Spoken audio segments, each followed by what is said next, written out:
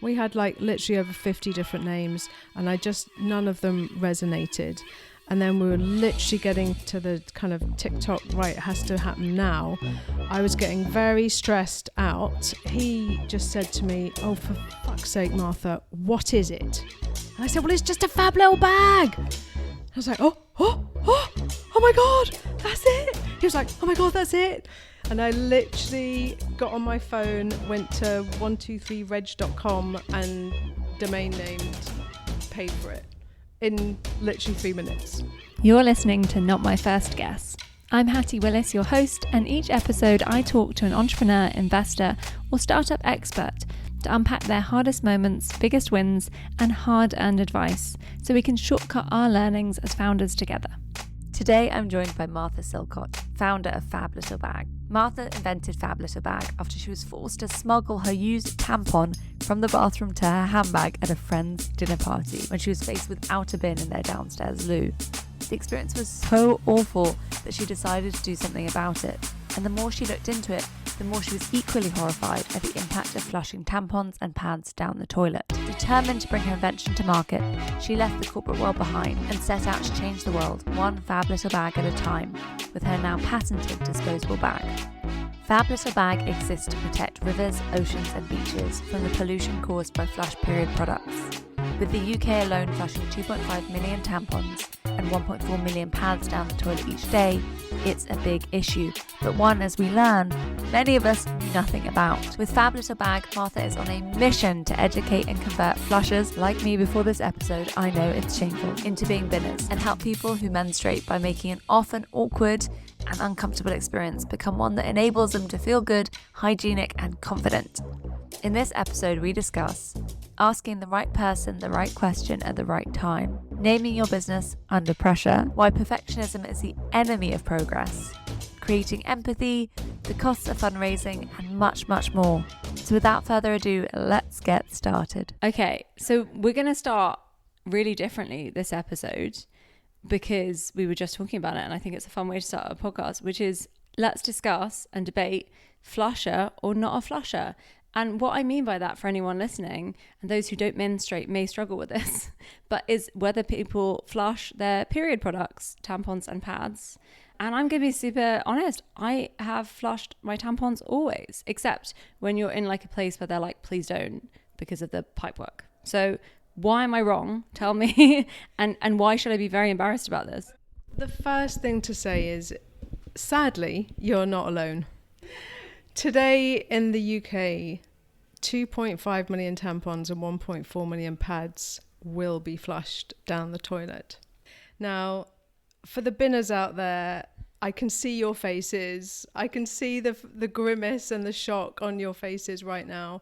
It's really a conundrum because flushers and binners coexist, but they don't realise each other exists. Good friends who've known each other for many, many years, shared many secrets, will not know that about each other and are deeply shocked and disturbed when they find out. To answer your specific question, what's wrong with that? A lot is wrong with that, in as much as flushing anything down the toilet, really, that is not pee, poo and paper, potentially can cause blockages right there, right then in that toilet. Ask any plumber. They will tell you all about tampons. They are very knowledgeable about tampons. So they may cause blockages in the toilet. They may go on to cause blockages in your neighbour's bit of sewers because houses tend to be joined in threes typically with sewers. So a good friend of mine found this out because the neighbour came knocking on the door and said, well, there's no women in my house, so it must be you. So it was deeply embarrassing for her. Hattie, take a breath. And then if that doesn't happen, it can go and add to the fatbergs that are already blocking our sewers because people also put their cooking oil down the sink thinking out of sight, out of mind. And if that doesn't happen and the water companies fail to capture it at their plants, which they often kind of do, even though they do try to do that job, it will go into the rivers because our sewers are designed to overflow into rivers to help control flooding. And off it goes into the rivers, and we all know where the rivers lead to the oceans. And then some will just hang out forever in the ocean, being eaten by Nemo and his family. And others will end up being washed up on the shoreline. And you only have to ask Surfers Against Sewage, Marine Conservation Society, and many other beach cleaning charities. They collect tampons, tampon applicators, the wrapper bits of the peel off back of the pad, actual pads off the beach every time they do beach cleanups. So flushers, please don't flush, put it in the bin. You don't have to fab, it will make the whole thing much better, but you don't have to fab, just put it in the bin. I'm now terrified that I've accidentally blocked a neighbour's sewer, and I genuinely can't think of anything more embarrassing than a neighbour coming around and telling me that my tampon has blocked their sewer. So, okay, that's actually like a brilliant scare story. But I think actually this comes to, I guess, the need for the FabLittleBag, because actually part of the reason I've always been a flusher and been like a big advocate of it is that you don't have to worry about whoever you're visiting or wherever you are having a bin with a bin liner. And like, I know this is like a bit of a topic of conversation for like women who are dating men who are often like go to a man's flat and they're like, sorry, there's like nowhere for me. And I grew up with divorced parents and I love my dad to pieces, but like he definitely didn't think about, I should put a bin bag in my bin. And I remember being like, I don't know, I want to explain that one to you. Like, I'm 13 and embarrassed. At that point, I would only say the words, when I was at my dad's house, the only time I would talk about periods was I remember trying to get my brother to move off the sofa because I wanted the space and he'd taken it. And I was like, you've got to go. I'm on my period, thinking he'd be really grossed out. And my brother is quite evolved as a man and was like, I'm not grossed out by that. But anyway, long story. But I guess, let's talk about what are FabLittleBags? What are the problems specifically that they solve? Because I think that might bring it to life for the audience. And maybe if we can try and audio descript how they work. Because I met someone on Tuesday and I was trying to explain to them how the bags work because they are beautifully designed. Thank you. Just on that point though, like one of my kind of proudest moments as the inventor of FabLittleBag was when a mum contacted me and said, you know, you've really changed my daughter's life with FabLittleBag, because her and myself and her dad are divorced, and every time she goes to see him for the weekend and she happens to be on her period, she used to come back with a Sainsbury's bag full of every single pad that she'd used, because she was too awkward and embarrassed to change there because there was no bin kind of anywhere, just the kitchen bin. It just felt wrong. So finding FabLittleBag, she loved fabbing, and it gave her the confidence, because they're so discreet looking and they're a sealed bag. I'll come on to describing them in a minute, but because they're really discreet and sealed and they're opaque and they're kind of white, they disappear into any bin. And actually it was after consultation with a small group of teenage girls that I decided to keep the back of FabLittleBag completely blank, so that if they are feeling particularly embarrassed and awkward, you can just literally make it disappear into any bin. So, you know, that's the kind of real stories from real people that literally get me out of bed in the morning or make me feel better after a crappy day. So just to your point about that experience with your dad. So what is a FabLittleBag? Why is it here? What does it look like? If I start with why is it here, what does it do? I invented it out of bad experience personally, and it was at someone's house, dinner party situation, on my period, get that feeling, oh, I've got to change my tampon. Went to the downstairs loo. I was a binner, so I did the loo roll wrap, which for you flushers out there is what you're meant to be doing, which is wrapping it in loads of toilet roll and putting it in the bin. So I went to put it in the bin. There was no bin in the downstairs loo. So I had kind of 10 seconds of mild panic. Okay, what do I do? I opted to wrap it a bit more and then do the sleeve smuggle, and then back to the table where my handbag was on the back of my chair and do the handbag smuggle. That whole process I found pretty awkward and uncomfortable, particularly getting in my handbag at the dinner table. You know, luckily kind of wine was flowing, so like, I'm sure no one was looking, but you're sat there going, oh, who saw that? Did anyone see that? Can anyone smell it? And I can't smell it because it's kind of from me, or I don't know what. So it really ruined my night. So that's kind of how it came to be, because I woke up the next day and I actually got angry about it. Like, why was I put in that position? Why is there nothing to deal with this? I can't be the only person. I started asking my friends, and then suddenly this kind of torrent of horror stories came out about all these weird different experiences of awkwardness and embarrassment and being made to feel icky about something that is actually completely natural, completely healthy, and completely what's going to happen for the next month for very many years. So I just thought, what the hell? This is not okay. And I stormed into Boots expecting to find an answer.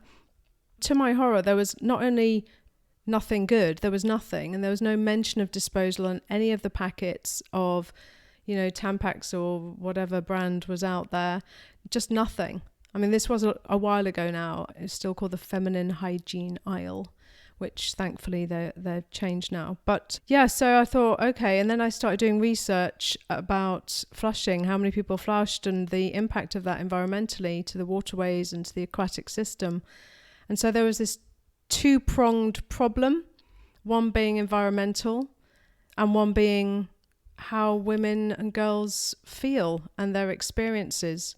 So I realized that if I could come up with something that made binning feel better and made it so attractive that flushers would want to do it, because a lot of flushers, when you do kind of explain to them what the deal is and the impact that their habit is having, they do feel really guilty. I mean, at this event we were at, Hattie, I met like quite a lot of flushers at that event. And weirdly, because I was speaking to more than one person and the flusher confessed her flusherdom, and the other ladies were binners and they were horrified, and I end up defending the flusher because it's not about judgment and guilt. It's actually about education and the fact, and this all relates back to the fact that periods remain a taboo subject, and you have this conversation once in your life when you're 12 or however old you are when you start your period with your mum, your sister, your friend, whoever, and they tell you what to do. And whatever it is they tell you, you do. And you pretty much do that for the rest of your life until you bump into me, or, you happen to have a blocked toilet, or you have a chat with your flatmate because, something's happened. So it's not, there are those messages out there on the backs of doors, but they're not clear enough. They say things like, please do not flush sanitary items down the toilet. Well, the use of the word sanitary is a complete erroneous use, because anyone who uses tampons ignores that and think it doesn't mean me. They're talking about sanitary towels or sanitary pads. So it just kind of goes over their head and they just think it's not for them, which is why our posters for businesses that we design and send to businesses to encourage them to put on the back of the cubicle door, it's really clear. And the messaging is really clear about the consequences of flushing, etc. So you've got to spell it out, and that helps to break down the taboo around periods as well. So it's a double whammy there. I've just realised I haven't even answered your first question, which is what are FabLittleBags and what do they look like? So they are small bags that are made from sugarcane and recycled material, and the glue that seals them is vegan glue. And the unique patented feature is that you can open it with one hand. And how you do this is that there are 2 finger loops on each side of the bag, and you insert your thumb into one and your forefinger into the other on the other side, and you pull it apart. So if you think about a sunglasses case and you squish it together to open it, imagine if there was a loop on each side and you put your finger and thumb in and you pulled it apart. That is a FabLittleBag, and they're white and green loops, green finger loops and white, and they're completely opaque, so you cannot see blood red tampons in there. And they fit all sizes of tampons and wrappers and applicators, and most sizes of pads. I even have maternity nurses contacting me saying that they use them for maternity pads. So they look like you will never fit a big pad in there, but it's all in the roll. It's all how you roll it. As long as you roll it up quite tightly, cover the sticky bit with one piece of toilet roll so it doesn't stick on the way in. You can fit a lot in a fab little bag. I love that. And I want to come back to kind of how you designed it and that process, but incredible story. And it does strike me that it's one of the many ones where, because we've been silent on this topic, and we were just talking about it now with our wonderful podcast editor, producer, Catherine, who I have known for years, and, was shocked that I was also a flusher. I mean, I've never had, I feel like I need to add Hattie Willis flusher. This is going to follow me forever. And actually we had this discussion. So I was running a panel at the event we were at, and one of the panelists was someone who came over with the Fab Little Bags that you'd given her. And so we were talking, and I said, I didn't even know you were at the event, and I saw them and I said, oh my gosh, is Martha here? And we then got talking, and the other panelist was shocked, and I'm not going to out another panelist. Yeah. You'll have to guess between 3 women. Yeah. But another of the panelists was shocked that we were both, and I was thinking, there's nothing wrong. What do you mean? Why are you weirded out by this? It's so efficient. And that's it. You just think it's really efficient. And, we feel like we're being the simplest ones flushing it down the loo, like where I thought it belonged. Now I'm kind of horrified that I've been doing this for 30 odd years, but no, not 30 years, but for a long time. So you get incensed by this problem. You decide something needs to shift.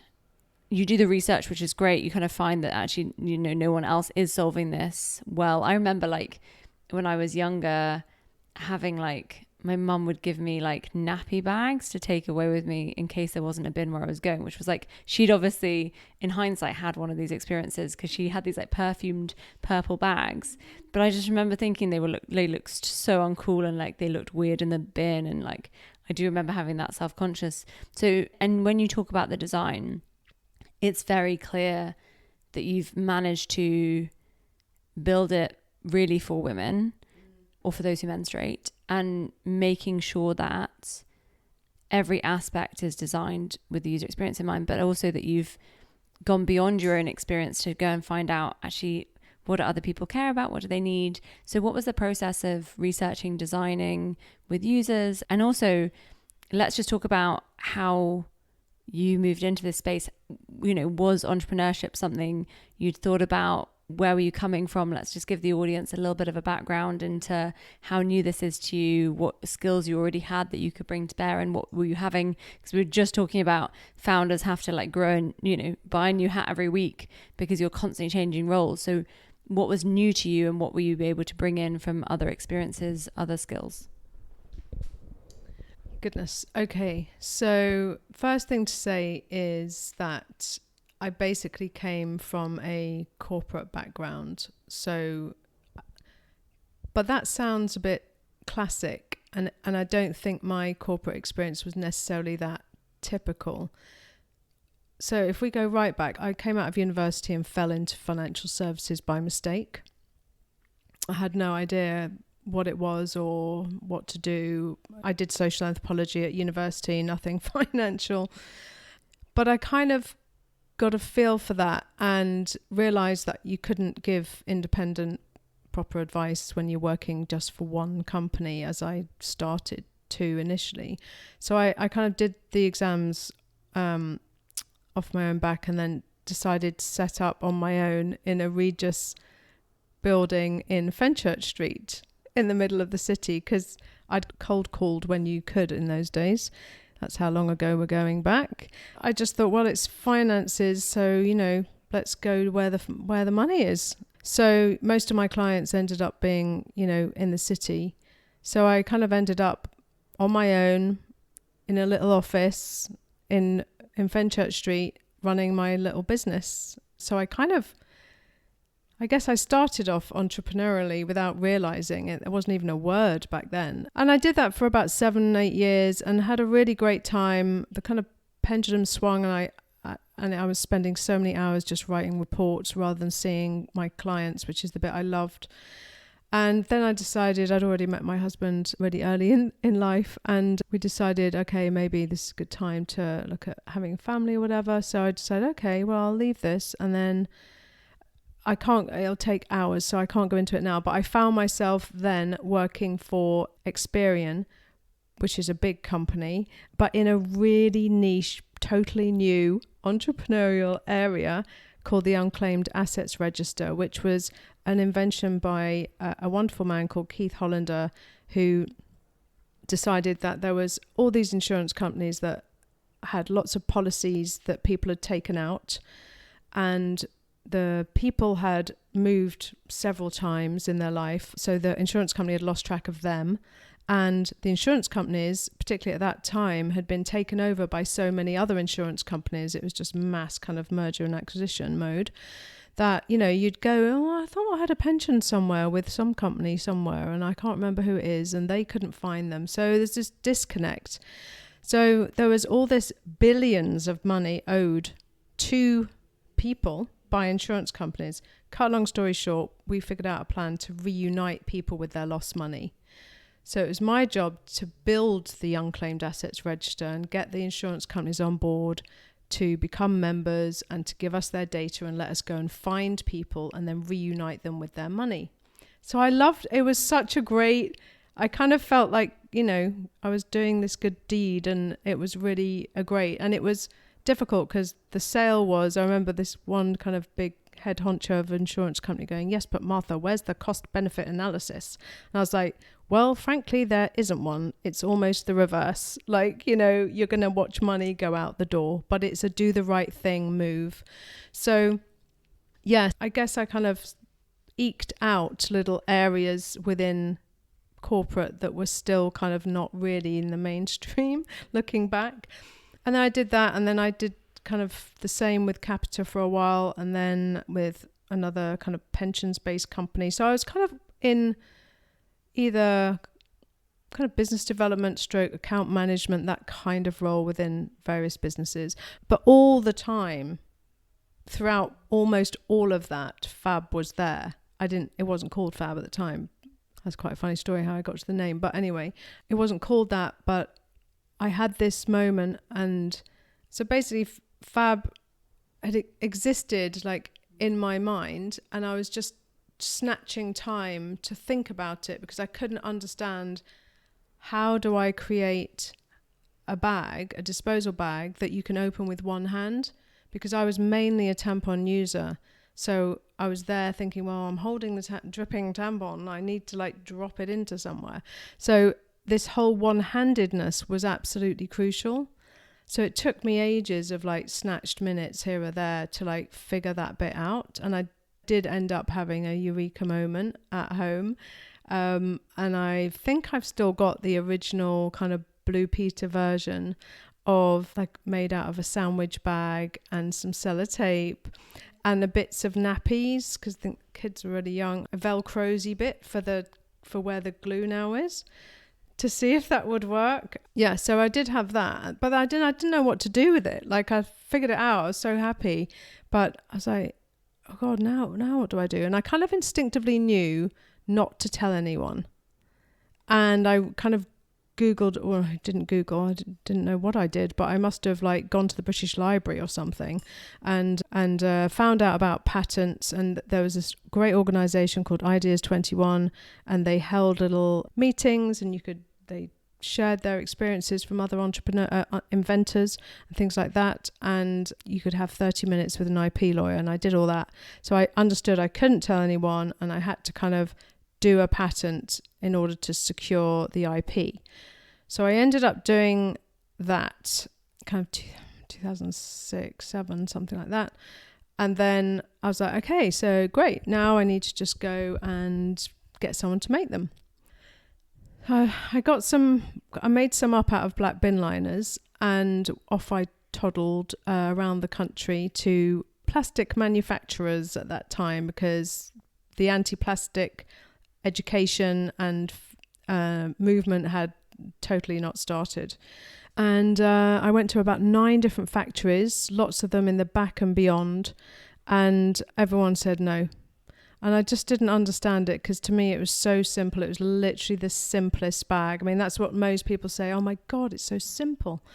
And you think about what people manufacture and how complicated it can be, and you're like, how is this like a no? Then it was like 2008 financial crash. There was no money. No one was investing. No one was lending. No one was anything. I was spending a lot of time learning valuable lessons about networking, actually. Didn't realize it at the time, but looking back, because back then I was always the only woman in the room, even of a networking event. And I was getting so much hot air spoken to me by the blokes in the room, just because they kind of wanted to go and talk to the women in the room, basically. They were just wasting my time. But it took me a while to figure that out, because, you know, if people get all excited about your product, then you're like, oh my God, yeah, it is exciting. It justifies it. So, and it's what you want to hear, right? So anyway, yeah, I learned about a lot of waffle back then. And then I kind of started teaching myself and educating myself about kind of plastic films, what plastic can be made of, all the different iterations of that, how it works, as much as I could. And also starting to look at the environmental side, though the real nitty-gritty of that came later as I got to the point of actually being able to do it. If we fast forward 7 years, because it took 7 years to get my patent, which is a very long bloody time, but all the time you're paying for that as well without getting any feedback. So when I got the patent granted, that was the decisive moment of, right, I either forget this and just bin it, excuse the pun, or I act on it and just go for it. And that's obviously what I decided to do, because I think previously I'd always engineered working 4 days a week so I could have a day to try and figure this out. But you can't figure it out with a day when you're also juggling family as well. It's just impossible. Well, it was impossible for me. So I thought, okay, fine, I'm going to focus. And when you focus, things happen. So that's what I decided to do. And that's when I could really delve into a lot of research. And it's like 2016, I think. And things were starting to come out about the impact of plastic waste and things like that. So I was always looking for, okay, what's the most environmentally friendly way of doing this? How can we work this out? So yeah, and then I had no clue, like literally no clue. Like, we're going on about hats. I didn't even know. It's kind of like I had a party hat and that was it, you know? I didn't know about branding. I didn't know about marketing. Didn't know about adhesives. I just, you know, I could sell. I knew about selling, and I knew about customers, and I knew about that whole customer journey thing. But that was probably it. And one of the best decisions I ever made was to take the advice from a friend at the time. I'd made my own branding for FabLittleBag, and I thought it was very lovely, and it was combining my two favorite colors of pink and green, and it just looked kind of cute. And I was almost ready to go with my first order of 100,000 packs of FabLittleBags, which was insane. In Malaysia, where I had to build a machine from scratch to make the FabLittleBags, I was ready to go and place the order, and I thought, I'd just give this to Pete, because like, he is into branding and I love what he does. And he just said to me, Martha, you can't go to market with that branding. Give me 2 weeks. I was like, what do you mean? And he was like, it's such a great product, that branding. You can't do it. It's awful. So, you know, he's like, come on, give me 2 weeks. And so that was one of the best decisions I ever made, because he and a wonderful woman called Holly, who has since come back to me and found me and is working with me again now, which I'm so thrilled about. But we together created proper branding for FabLittleBag, and that, I think, was a huge deal, which I didn't realize at that time. But looking back, it was really magnificent that I fluked out and asked the question to the right person, but that they were so generous and kind with their time to make that happen. And I just want to pick up on this, because we talked about a little bit with Lottie's episode, which is around how important brand is for different kinds of businesses. And I think, you know, I often encourage, and actually was at the event that we were together earlier this week, I met a brand strategist, and she asked me, what do you normally say to early stage startups about brand? And I said, it really depends on the business. Because if you're a SaaS company, disposable brand, it really doesn't matter. You can generate some lovely templates these days. If you're a consumer facing brand and you are trying to get stocked or you're trying to sell direct to consumer, you are up against another level of brand. And it suddenly does have a very different effect on your ability to sell. I also think the other thing is, to your point, founders, it's very easy to get attached to things. And you touched on it twice there, both when you were talking to people at these networking events and they would tell you they loved it and you were like, thank God, because I love it and this validates it.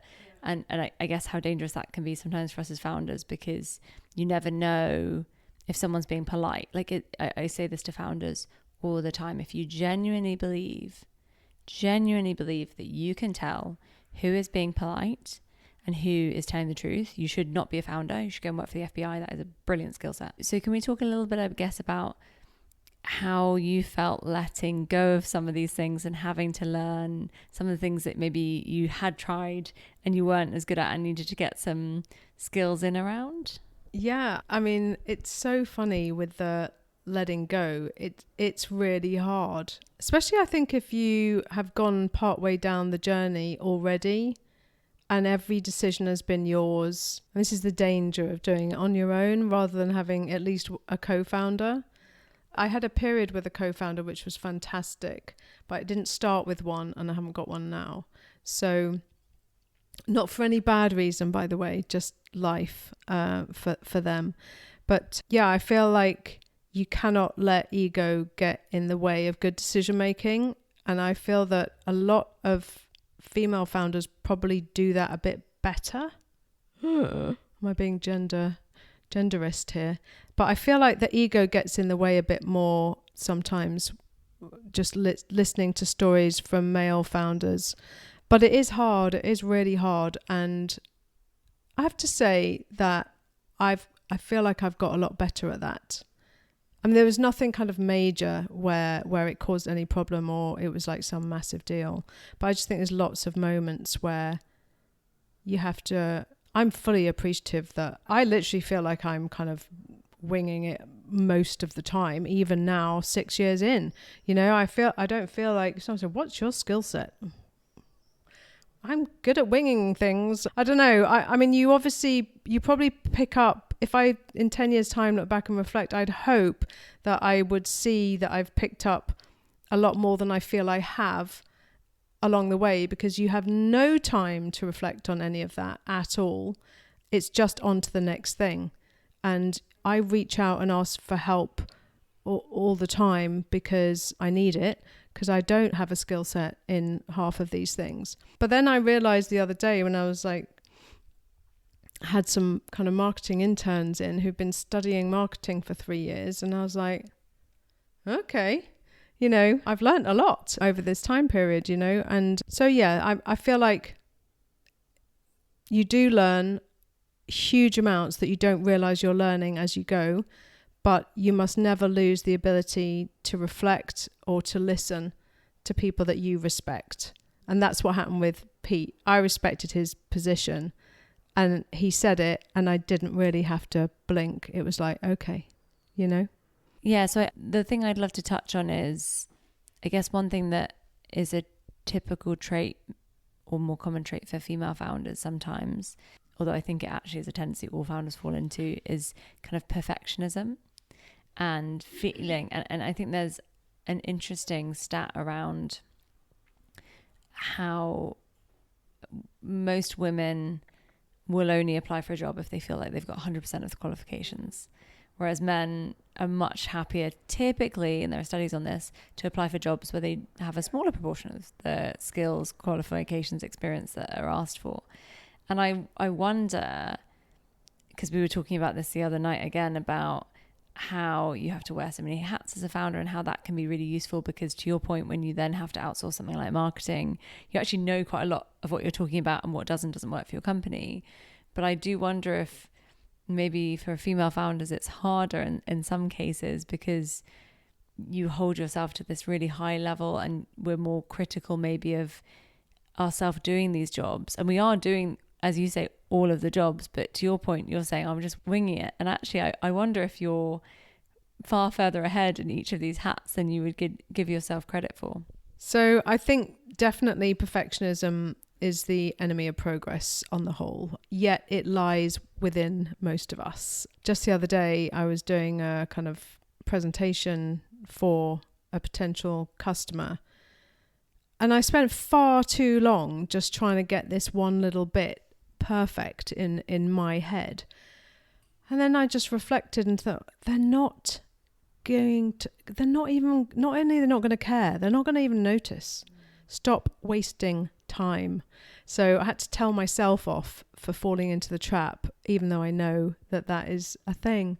So yeah, I feel like it's important to just remind each other and remind yourself from time to time.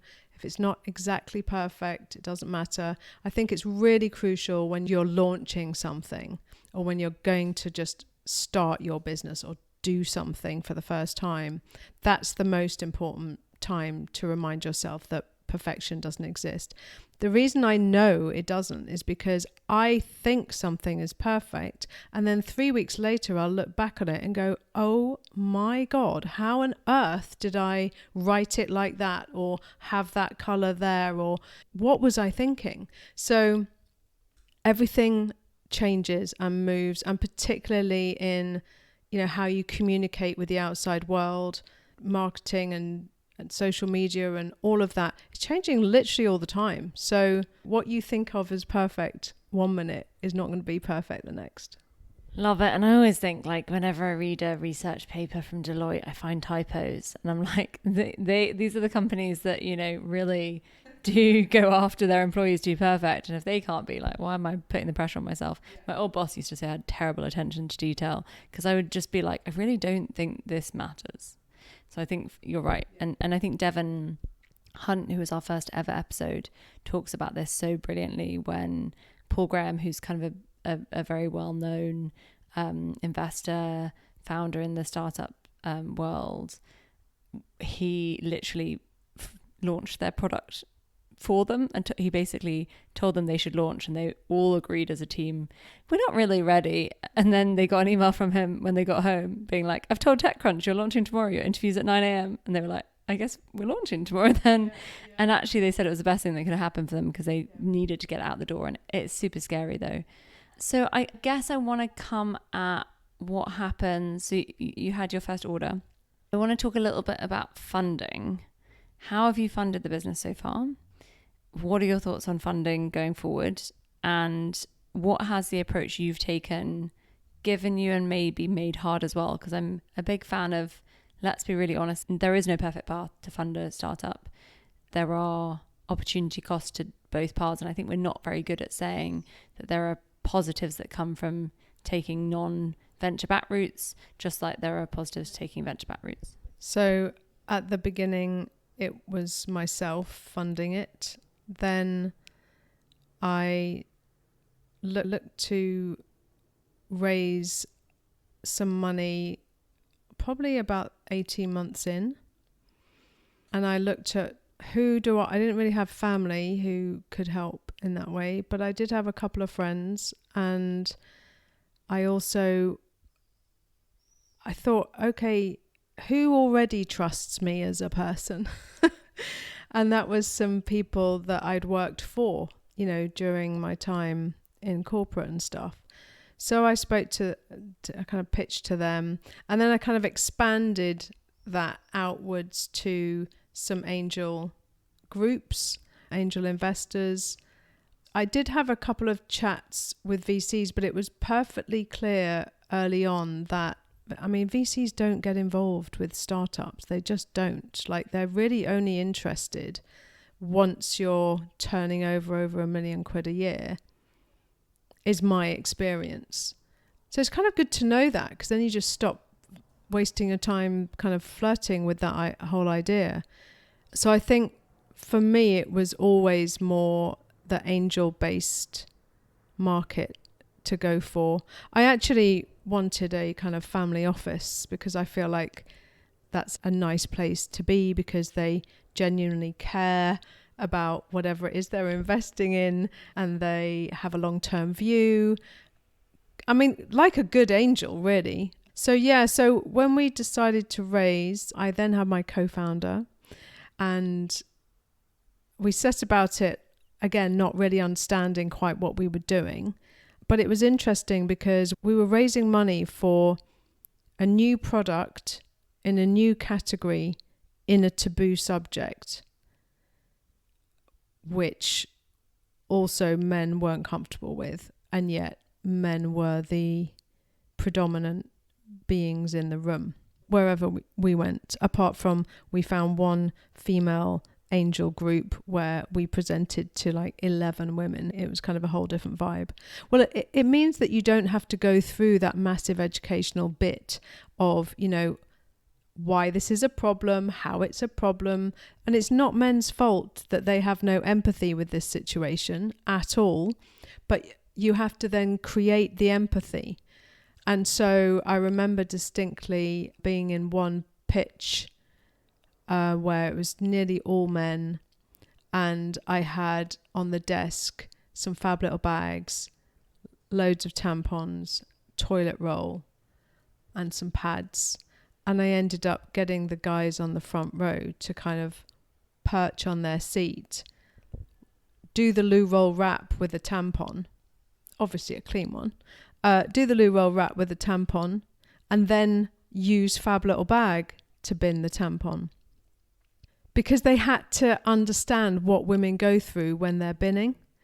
So that was kind of interesting. And not everyone was that comfortable, but it definitely, none of them will ever forget that in their whole life, and they go home a bit more educated.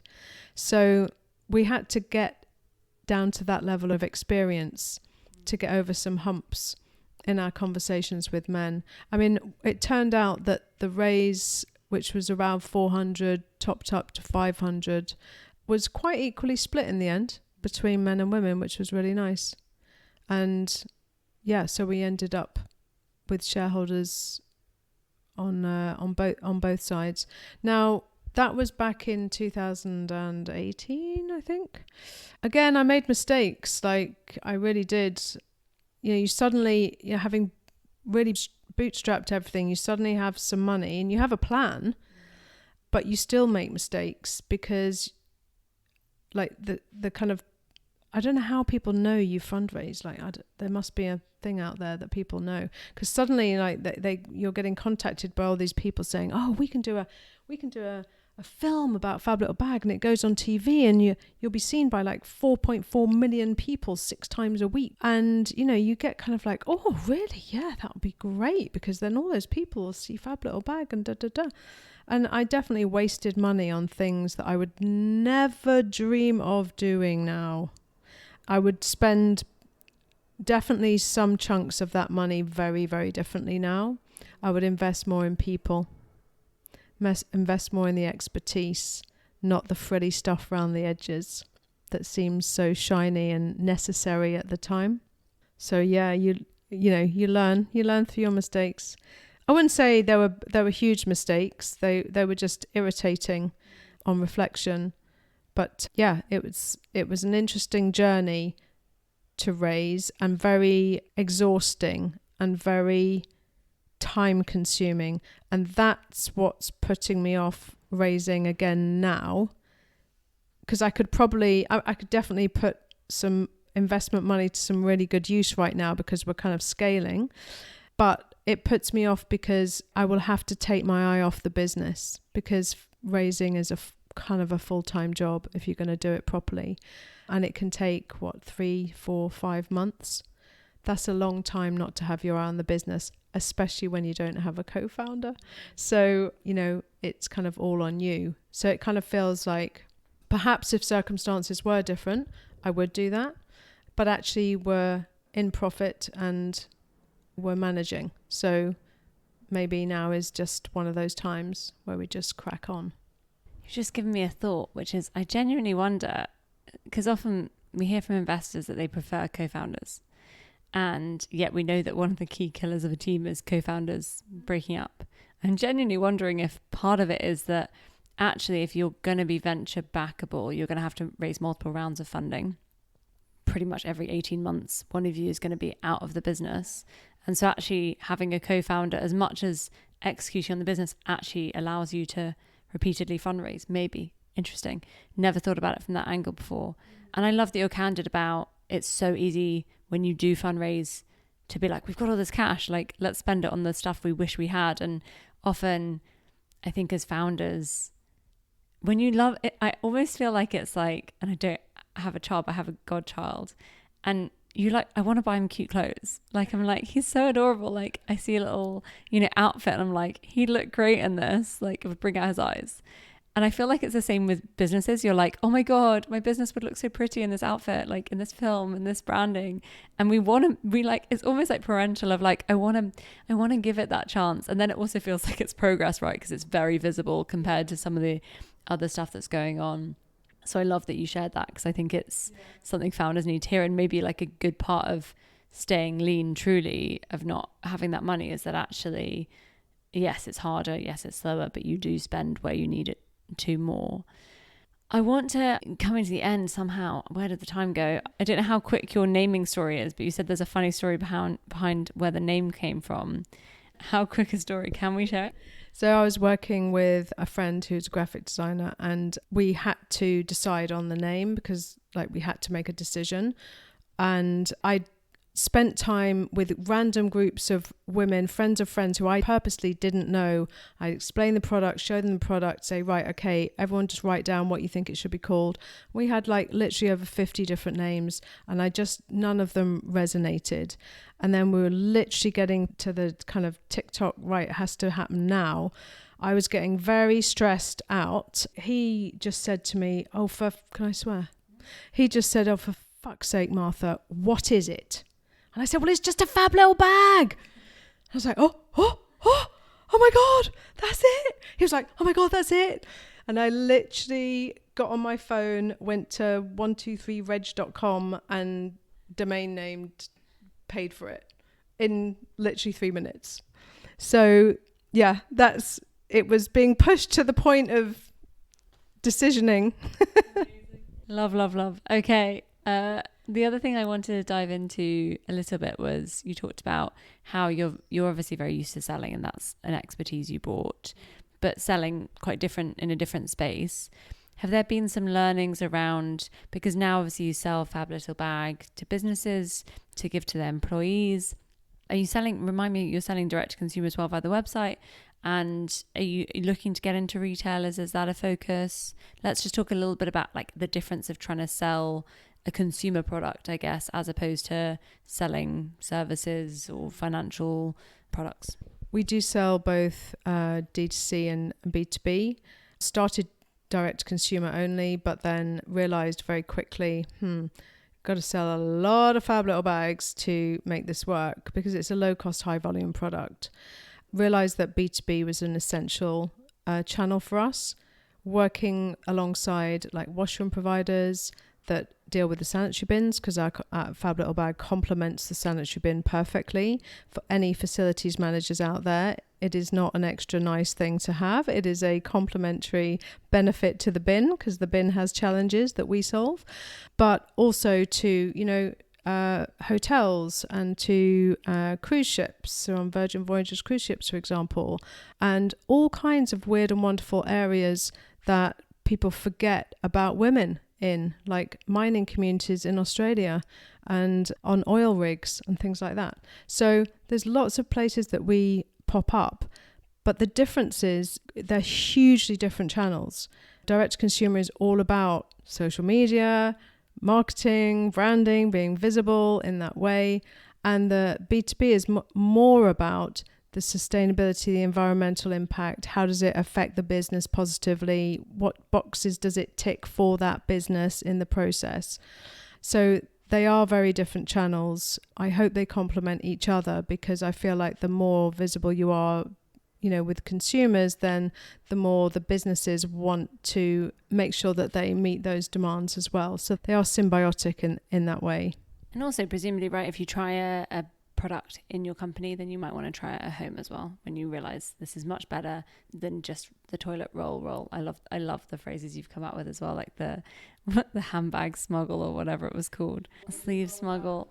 These are brilliant. Okay, so what is next for FabLittleBag? Okay, sport is what is really next in particular, because I just feel so passionately about the fact that periods are a barrier for women and girls to participate and to stay participating in sport, and it makes me furious, and I'm just determined to do something about that. And it's not a well thought business strategy that I've come up with. It's literally being driven by how I feel. So I've created coaches bags for sports coaches across all different sports. Some sports have clubhouses and venues, like cricket and rugby, for example. Most don't, like football, netball, they're kind of nomadic, you know. And even if they have facilities, the facilities are notoriously dreadful. And by having a coach's bag, or by having free period products and FabLittleBags on site in the clubhouse or whatever, you are instantly taking away that barrier for women and girls. It's so simple to fix. It's such an easy fix. And, you know, having free period products, well, we don't expect men to rock up with their own toilet roll, right? Toilet roll and tampons and pads do the same thing. They are both there for bodily functions. So we must move the mindset away from thinking that period products is some luxury add-on. It's just the same as toilet roll and soap. And the minute that the people that buy the toilet roll and soap make that mind shift to include period products and hopefully FabLittleBags, because it totally aids with the disposal bit, the better. And we need to get to that. So I'm really advocating that all clubs, whether you have buildings, no buildings, you need to be able to provide this. And the coaches bags are great because it also helps to break down the barrier, break down the taboo subject, because the coaches are mainly men and they're coaching 14-year-old girls. They're both really awkward. It's like the 10 seconds of awkwardness, you know. Gary's there with his bag. Right, girls, here's the new period bag. It's got period products and FabLittleBags in it. It's always going to be there. You don't have to ask me. Just help yourself. In that 10 seconds, everyone is feeling awkward. Everyone. They're thinking, oh my God, Gary just said tampons. And, you know, hopefully after that 10 seconds, Gary's feeling pretty empowered and pretty pleased with himself that he knows he's done something positive. The girls will reflect and go, you know what, next time I'm on the way to training and I'm on the bus and I get that feeling like, oh my God, I'm coming on 3 days early. What am I going to do? I've got to go home because I've got nothing on me. They don't have to go home. They stay on the bus. They go to training. They grab what they need from the period bag, the coach's bag, Gary's bag, and they get on and they play. And that's what I'm passionate about at the moment. I love it. And just listening to you, it's like we need this everywhere, like schools. And I was thinking about this as you were talking, because I've just become a WeWork member again.